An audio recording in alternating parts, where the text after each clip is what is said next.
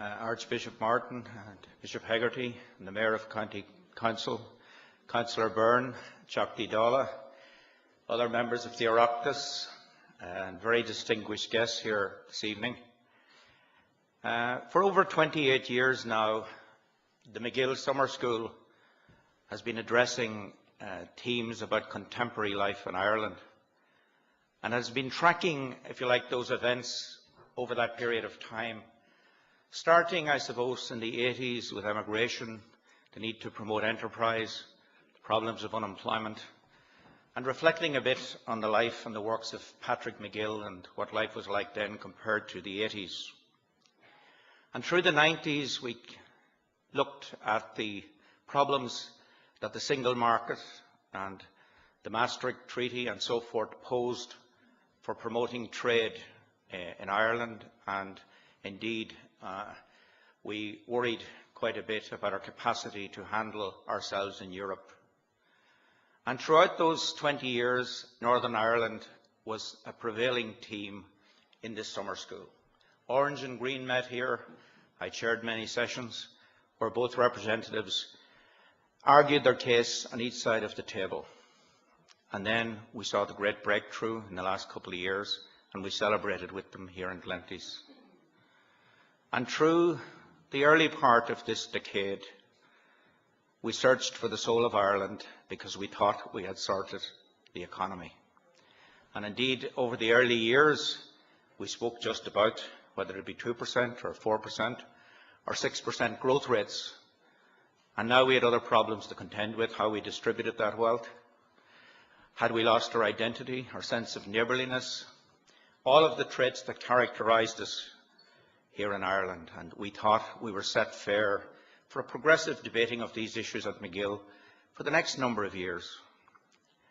And then in 2007 and 2008, the world changed in a big way. And from 6% growth, we went suddenly to 1–2% contraction. And inside of the period of 2 years, we had seen the most severe and dramatic downturn the Irish economy has ever experienced, or indeed any economy perhaps has experienced, an almost 8% change in the growth pattern. And now we had the distinction, and not a very enviable distinction, of being the first EU country to declare a recession, having for 2 successive quarters been in negative growth. And suddenly we're here in Glenties asking questions we thought we'd never ask. What happened and why? And those are the questions this week that this summer school is going to address. And I'm sure tonight I'll spend a few minutes setting the scene for some of the questions that I think we, the people, need to understand.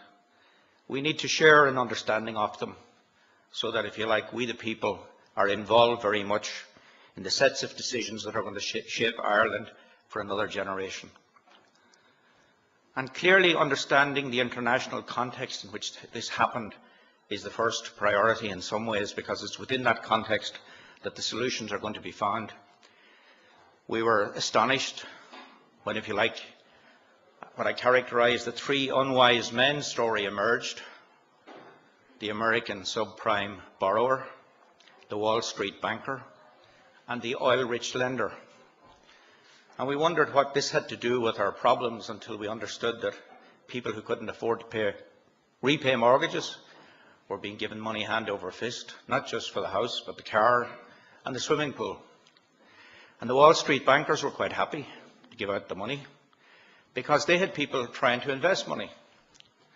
They were exporting so much oil to these countries, they had more capital than they knew what to do with. So that was, if you like, fueling all this frenzy. No due diligence, and suddenly we had the most capable people in Wall Street dishing out money, no proper credit ratings, no proper controls, and investors dishing in the money thinking that these new vehicles, these new financial instruments, were in fact going to yield great returns.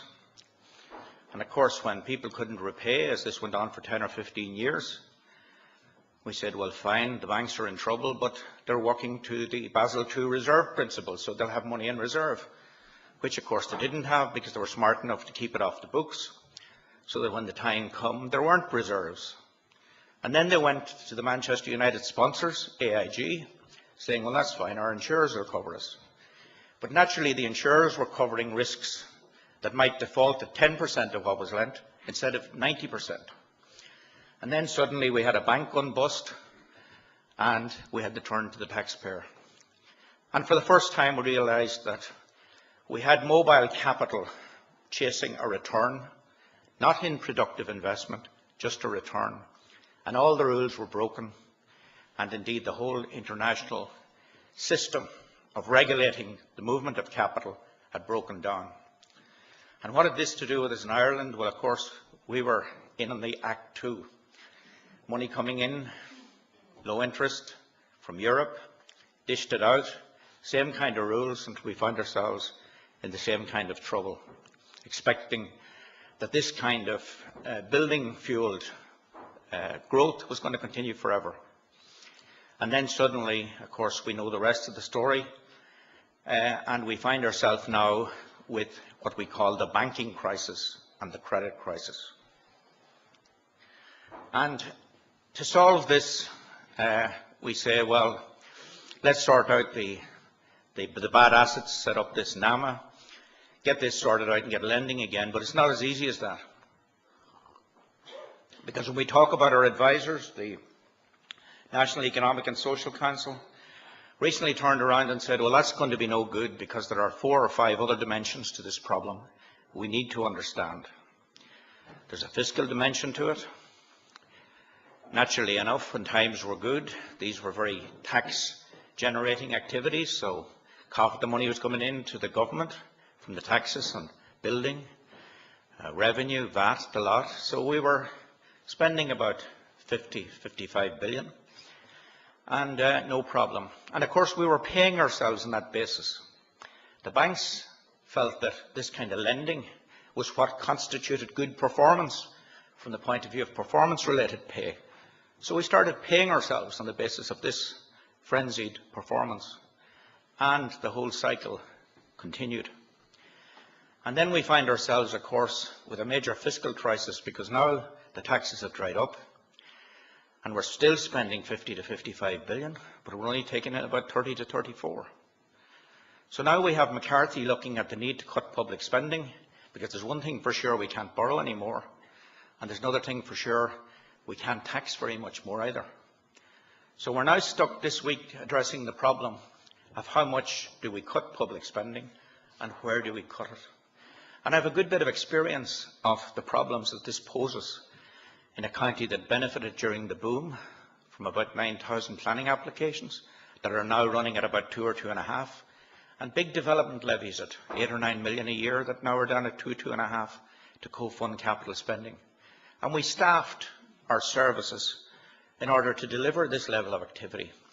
Now we'll be accused, as we cut them back, as we will be tomorrow in the council chamber, talking about a drop of 200 in the numbers we've employed between June of last year and June of this year. Now many of them were temporary, on contracts, short term, but it does represent quite a big percentage of the total people we employed and has huge implications for a county such as this. So that's the fiscal crisis. And as the ratepayers and those who pay water charges come in and say, you've got to cut your costs, we can't afford to pay anymore, then clearly we see there's a major problem. Either pay rates go or the numbers drop, but productivity has to increase enormously. And we have to re-engineer the way we deliver, naturally, our services.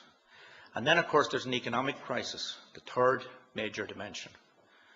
And the economic crisis simply was that a big percentage of the economy was built on the construction industry. It's now gone. The export-led growth that we were relying so much upon has declined quite a bit. And now, because we paid ourselves so much, we're not competitive. And now we have another problem, as to, while we're cutting public spending, how are we going to get the economy going again? Where do we look to put the stimulus and to cut the costs and all the rest of it to get going? So that's the economic crisis. The fourth that Nest mentions very clearly is the social crisis. The people who thought they had secure pensions, but now they don't, because they were the investors who were buying these instruments and taking shares and all the rest of it. And now they find that their pension fund is gone and their incomes are being washed away, and they're pretty angry. And then there are those on welfare payments who are quite concerned that they're going to be cut as part of this, and they're pretty angry. They don't want to be the ones. And yet we're finding it hard to pay the wages that we paid before in order to stay competitive, and now we're wondering, are we paying people more to be on welfare than we can afford to pay them when they're working? So we have some significant social problems. And tied into that, obviously, is the whole question of equality and the whole value system on which we're going to sort out these problems and on which we're going to try and share an understanding. And the final problem, and it's not the only problem I think that's left to mention, is the reputational one. Because if the people who lend us money aren't convinced that we know what we're doing, then it's going to cost us a lot to buy the bonds in Europe as we try to sort this out within the European and perhaps within the global context. We've got to convince them that we have a strategy to sort this out if we're going to basically get bailed out. Or perhaps that dramatic statement from the Professor of Economics in UCD that we're on an unstoppable decline into bankruptcy is not so dramatic after all.